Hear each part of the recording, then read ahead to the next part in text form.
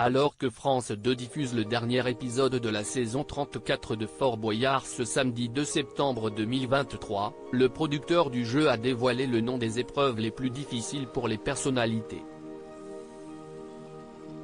Les portes du Fort Boyard sont sur le point de se refermer.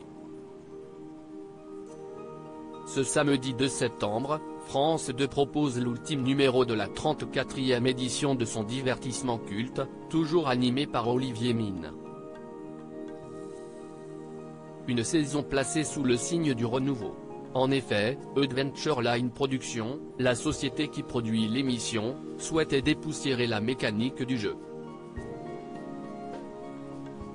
Pour cela, elle a mis en place de nouveaux atouts afin de modifier les règles et ainsi corser l'aventure des personnalités venues dérober le trésor du père Fouras. Lors d'un entretien accordé à Télé Loisirs, Guillaume Ramin, le producteur artistique du programme, a notamment révélé les noms des épreuves qui comptabilisaient le plus d'abandon de la part des candidats. Et ce ne sont pas forcément celles auxquelles vous pensez. Fort Boyard, quelles épreuves sont les plus difficiles? Globalement, les défis auxquels les célébrités sont confrontées dans le fort ont un taux de réussite qui se situe entre 15 et 50%, explique d'abord Guillaume Ramin.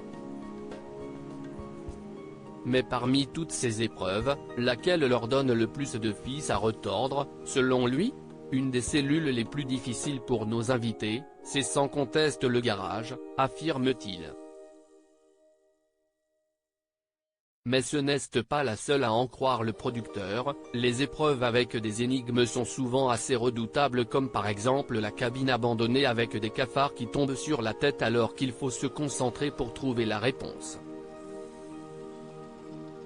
Son taux de réussite est assez faible, analyse Guillaume Ramin. Fort Boyard, quelle épreuve n'a jamais été remportée en une saison? Il faut se méfier des apparences, assure le producteur.